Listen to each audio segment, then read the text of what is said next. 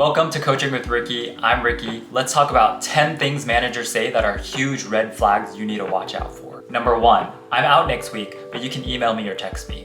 That is a red flag. If you hear that, that speaks a lot to the culture that you're stepping into. Managers usually say this when they themselves don't have boundaries drawn between work and personal life.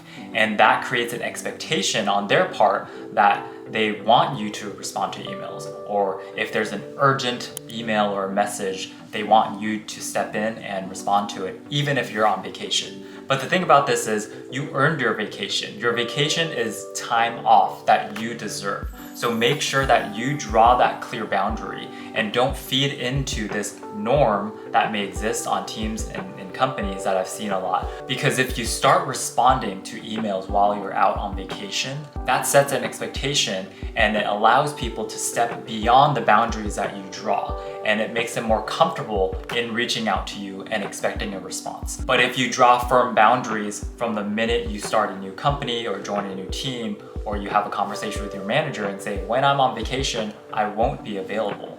That is crucial, and being firm to that boundary is what will help set you up for success, balancing work and life. Number 2, we're like a family here.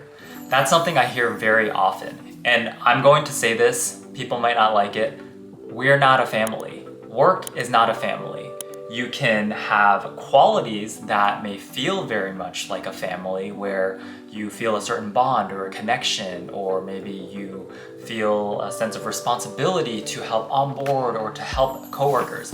But to call work a family is a form of manipulation that I've seen, where managers and leaders guilt trip people into feeling like they have to make certain sacrifices, personal sacrifices, to make up for more time and invest that into a company or into the team. When in fact, that can be solved just by proper resourcing and proper prioritization without you having to sacrifice your own personal time, because that creates toxicity. That feeling of an obligation or responsibility from a familial standpoint is not something that's healthy in the workplace, because that sense of obligation or familial responsibility is not something that is reasonable in the workplace, because at the end of the day, you're here to do a job. You're not here to be a family member for your colleagues or your managers or anyone else in your company. Number 3, this is a very fast-paced environment. I hear this very often, especially during interviews, and this is a red flag for you to watch out for.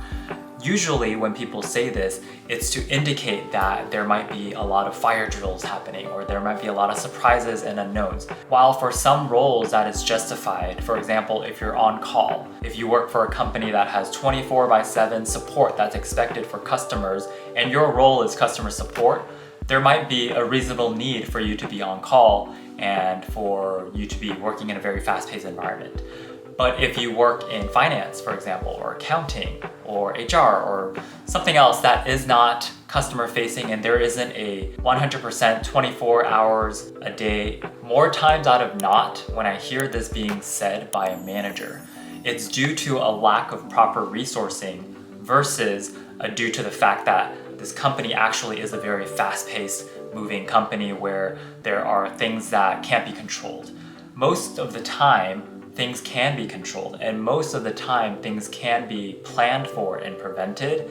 But when I see teams and managers saying this is a very fast-paced environment, that usually indicates that they're not properly planning ahead, and they're not strategically thinking about how to prevent mistakes or how to prevent this reactiveness that seems to be happening, so that people feel more supported and there are proper processes set up in place so people know exactly what their expectations are and what their roles and responsibilities are. You know exactly the kind of team I'm talking about, where people constantly seem like they're running around with their heads chopped off. People don't really have clarity on what they're doing. They just kind of dive in when a problem comes up, and then another problem pops up tomorrow, and you're somehow expected to just keep up with it. It's like drinking from a fire hydrant. It's not good for you, and it's the quickest way to burn out. Number 4, we all have to make sacrifices sometimes.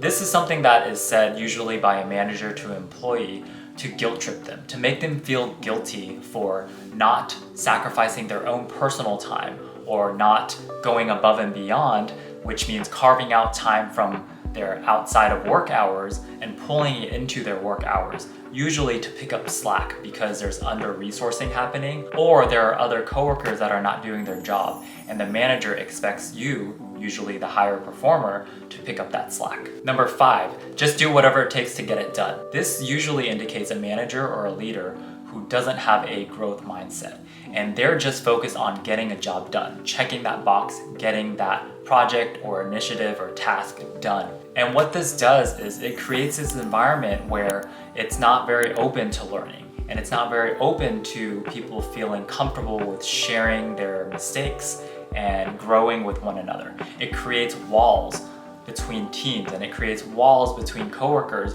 where everyone's running around trying to CYA, which means cover your ass. And more importantly, it speaks to the integrity, or sometimes lack of integrity and character, of your manager and leader. When someone says, just do what you need to do to get it done, that can mean crossing over lines that shouldn't be crossed from a business standpoint, and that is not a good sign. Number 6, failure is not an option.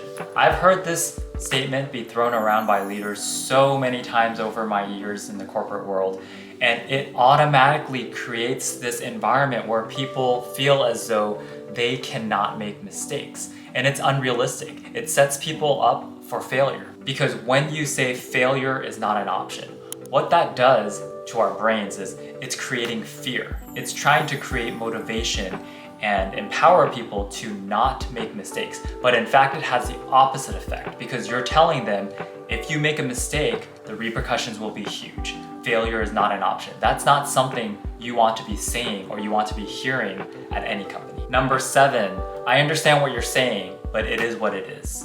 I hear this very often, and it always makes me feel sad, especially when it's coming from a manager or a leader. There's a certain sense of helplessness in that when you hear the words, it is what it is. It's almost as if you're giving up, or you're saying, you know what, it's out of my control. But the fact is, with any situation, and I do mean any situation, there's always something that you can control. No matter how small it is, there's something that you can be doing or something you can be controlling that can have an influence and can impact the outcome of something. Even if you may not have direct impact to something, there are small actions that you can take that can and will indirectly influence the outcome of something. So when someone says, I understand you, but it is what it is, what they're actually saying is, I don't want to hear it, stop making up excuses, just get it done. Which goes back to number 6, which is failure is not an option. It's a very defeated way of trying to empower a team member. Number 8, just trust me. This is something that managers usually say when they get questions from their team members, and either they don't know the answer to it, or they don't want to spend the time in explaining the why behind why a decision was made. And that won't help anything, because people generally don't like being told what to do. Think of a kid, where a kid constantly asks why, and you give them an answer. They ask why again. That actually is a really healthy sign of curiosity, because they're genuinely wanting to understand why. So when people start asking questions in the workplace and the response is, just trust me, that doesn't give a lot of confidence, and it doesn't motivate people to actually want to do a great job. It makes people feel as though they are less than, and that they're not getting the level of respect and the level of commitment from their manager just because they're asking questions that they want to understand. Number 9, you need to step it up. This is something that managers say a lot of times to people that may not be performing to the level of expectation that the managers want, but to say you need to step it up is not helpful at all. It's not tangible, there's no specific example, and it doesn't really help motivate and inspire people to actually want to do something or change their behavior to meet the expectations of the manager. And when a manager says something like this, like you need to step it up, it just indicates that they probably don't have the right tools and techniques to effectively manage people and to effectively empower people so that they can get to a place where they're doing a great job. Number 10, why can't you be more like blank? Sometimes it's human nature to compare things. We compare people, we compare situations all the time in our minds, but it's not helpful when you're a manager trying to enable people to do a great job and you start comparing them with their coworkers. You can do that behind closed doors in your own time if you're thinking about going through calibration, for example, or performance reviews and trying to compare two people that are on the same level doing the exact same job. That's a reasonable comparison. But when you start verbalizing and saying, why can't you be more like blank? That will make people feel as though they have to somehow defend themselves. And it doesn't feel very supportive being on the receiving end, because that already indicates that. So then why would I even want to try if you've already come to that conclusion? I know out of these 10 things that managers often say, you've heard at least one or two of them. And if you want to learn more about how to navigate through these and how to have more productive conversations around these types of situations, make sure you subscribe to my channel because I have plenty more videos where I talk more in depth about how to handle these situations. And make sure you reach out to me if you have specific questions about your situation. Thanks for watching. Take care for now.